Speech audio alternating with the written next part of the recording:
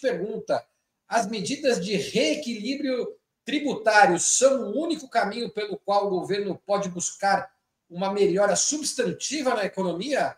O fim do arcabouço fiscal, por exemplo, não produziria um efeito muito maior de potenciar os programas que incluem direta e rapidamente a vida das pessoas, principalmente do eleitorado, né? O eleitorado cativo da esquerda e do presidente Lula? Quem começa respondendo é a Bianca Waloski.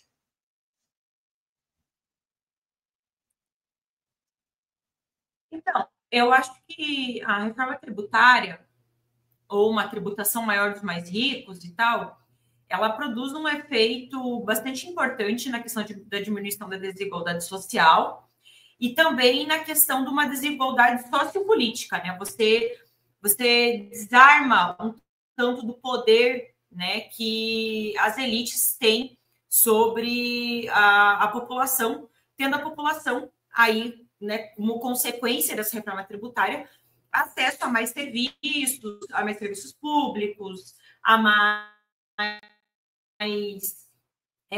programas, né, públicos de acesso a serviços, enfim, né, por exemplo, a um BPC, a uma aposentadoria e assim por diante.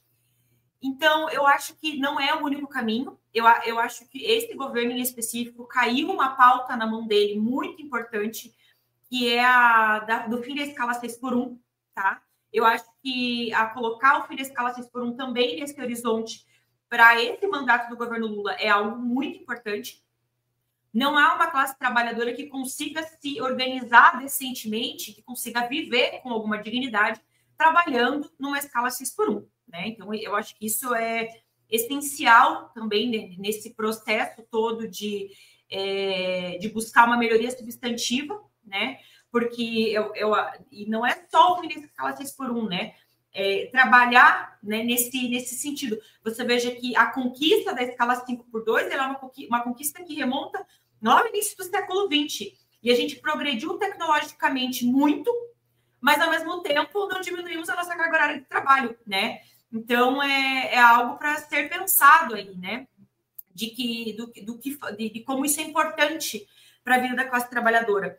E nesse combo, que eu acho que uma reforma tributária, um aumento da tributação via cobrar mais dos mais ricos traz, é você poder ofertar serviços públicos com maior qualidade e melhores, né? Quando você faz isso é também uma forma de distribuição de renda. Quando uma pessoa, ao invés de ter que pagar por um serviço de saúde, pode ir no SUS, sem ficar numa fila quilométrica para ter um atendimento por um especialista, essa pessoa ela não gasta o seu dinheiro com um médico particular. Então, isso representa, né, dando um exemplo aqui, uma forma de você aumentar indiretamente a renda das pessoas. E isso gera, né, todo um movimento na economia. As pessoas podem gastar com outras coisas, podem comprar outras coisas, né? Então, isso, eu acho que esses 3 pontos, né, a ampliação dos serviços públicos, como creches para crianças, creches para idosos, né? A gente tem que pensar muito que a configuração da população brasileira tem mudado, né? A gente está deixando de ter tantas crianças e passando a ter bastante idosos a serem cuidados. Então, para mim, eu colocaria essas 3, né?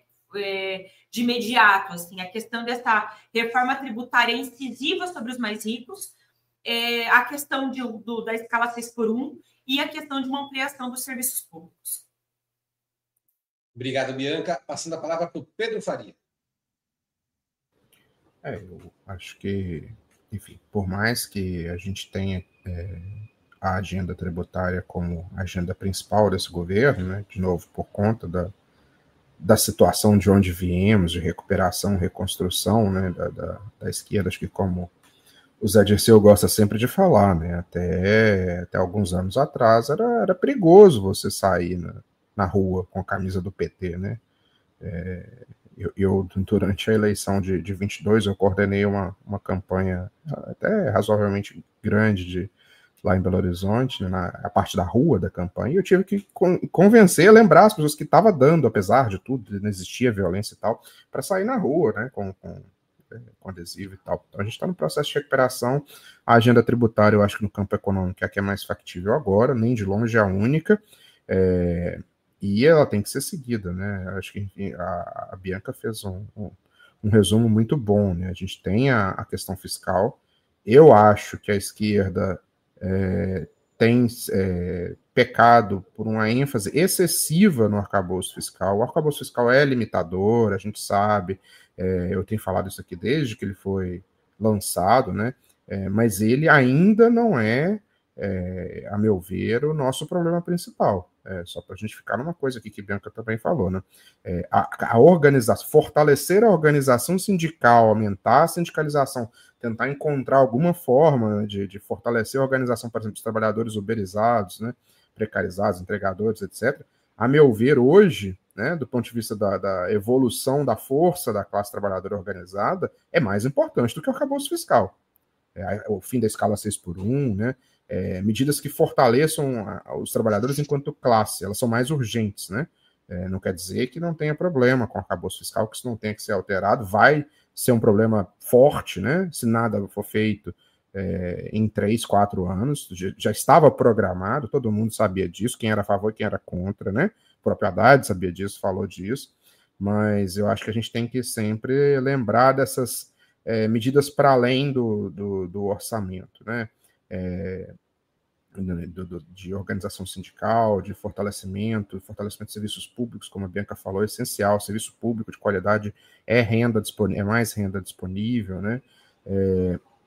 A gente pensar também no próprio orçamento, acho uma coisa essencial, né? Que tem sido feito nesse primeiro governo Lula por meio das estatais, principalmente a Petrobras, né? E por meio do BNDES tentando fomentar mais investimento privado, mas olhar para o investimento público, né? A gente tem que ter uma briga ali para separar, como Keynes, né? Keynes que era um liberal, aliás, né? Keynes, lá atrás, ele pregava que o orçamento de investimento tinha que ser separado do investimento corrente, né? Se você vai investir, a decisão de investir numa ferrovia, ela não tem que ter a ver com a regra fiscal, ela tem que ter a ver com, vale a pena fazer essa ferrovia? Se vale, faz. Você contrata dívida e faz, né? Do ponto de vista social, é isso. Não tem regra, tem que ter regra fiscal para afetar isso, né? Enfim, muita coisa para fazer para além do tributário, né? Obrigado, Pedro. Passando a palavra para o Igor Felipe. Em primeiro lugar, o arcabouço fiscal é uma imposição das forças neoliberais que, depois de sequestrar a política monetária, estão buscando sequestrar a política fiscal com a imposição de determinadas regras que limitem o investimento público. Então, desde o final de 2013, 2014, quando as forças neoliberais fazem uma ofensiva, eles buscam criar formas de limitar o investimento público e assim sequestrar a economia brasileira. Então, nós temos que ver o arcabouço fiscal nesse lugar. Então, para conseguir ter uma política econômica soberana e fazer os investimentos necessários para o desenvolvimento do Brasil, é necessário superar o arcabouço fiscal. Agora, para a gente conseguir enfrentar esse problema na atual conjuntura, é preciso ter duas coisas, Vitor. Em primeiro lugar, ter propostas concretas para melhorar substancialmente a vida do povo brasileiro. Em segundo lugar, construir uma força social e política que tenham condições de impor essas medidas. Então, não basta, no mundo das ideias, ter boa proposta. É preciso ter força política, é preciso ter capacidade para pressionar o governo federal, para pressionar o Congresso Nacional, para incidir no Poder Judiciário e fazer essas mudanças necessárias.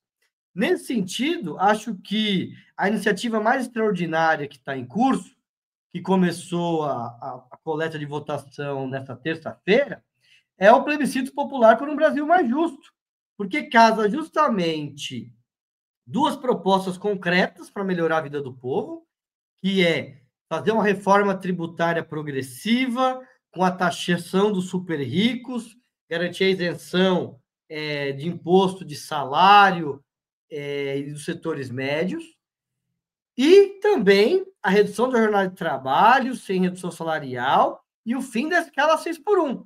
Aí você casa, Vitor, duas medidas concretas, mas com um movimento popular, com os sindicatos, com as entidades estudantis, com as forças populares para sustentar essas medidas.